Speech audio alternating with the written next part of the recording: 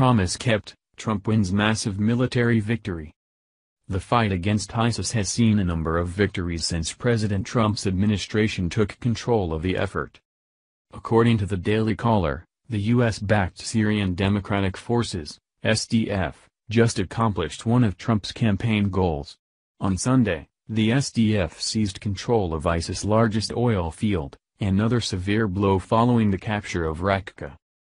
The Alomar oil field has been a major source of revenue for the terrorist organization since they first captured it back in 2014. Selling the oil to Iraqi traders, the Bashar al-Assad government and businessmen who would later funnel it to Turkey has produced millions. Yet this lucrative revenue source is now in SDF hands who have bullied ISIS out of the Deir al-Zor province after taking Raqqa. With the loss of both their primary revenue source and their last standing capital, ISIS as a formal organization is on the brink of annihilation. Business Insider reported that President Trump believed oil fields like Alomar were the lifeblood of the terrorist organization and removing them from their hands was critical. ISIS is making a tremendous amount of money because they have certain oil camps, certain areas of oil that they took away. Initially, Mr. Trump believed it would be best to blow up the fields and replace them with Exxon infrastructure. I would bomb the S out of them. I would just bomb those suckers. That's right. I'd blow up the pipes, I'd blow up every single inch. There would be nothing left. And you know what, you'll get Exxon to come in there and in 2 months. You ever see these guys, how good they are, the great oil companies? They'll rebuild that sucker, brand new, it'll be beautiful. Many at the time criticized the idea. The Washington Post reports that Andrew Basovic, a retired colonel and professor at Boston University, believed it would be impossible to maintain control of the fields. To take the oil would require the United States to occupy Iraq. We tried that after 2003 with something approaching 200,000 troops and it did not work.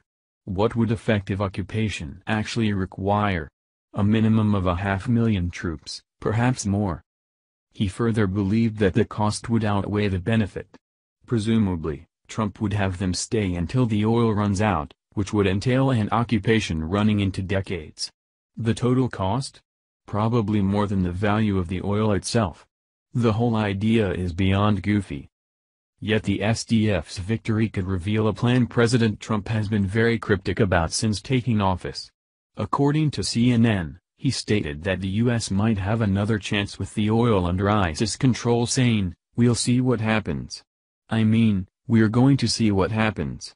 You know, I told you and I told everybody else that wants to talk, when it comes to the military, I don't want to discuss things. I want to let the action take place before the talk takes place," he said. One possibility would be to establish an arrangement with Iraqi forces in the area. The U.S. could provide assistance with defense, training of local forces or even reconstruction of infrastructure on oil fields in exchange for a cut of the profits. If set up properly, U.S. troops may not be needed on the ground to defend the oil fields. There's no denying that these oil fields are a prize sought after by many parties, and ISIS was allowed to rise to power and thrive thanks to the profits from these areas. Establishing secure, well-defended facilities to extract and process the oil would benefit nearly everyone involved. U.S. allied forces in Iraq would have the financial means to stabilize the area, terrorists would be denied lucrative businesses to fuel their acts of terror, and the U.S. would be compensated for their efforts in assisting the locals to eradicate a global threat. Regardless of what happens, the fact that this oil field was taken out of the hands of ISIS deals a major blow to the organization and hinders their ability to terrorize the world. That alone is worth whatever cost was paid and represents a major military victory. Thank you for watching this video. What do you think about this?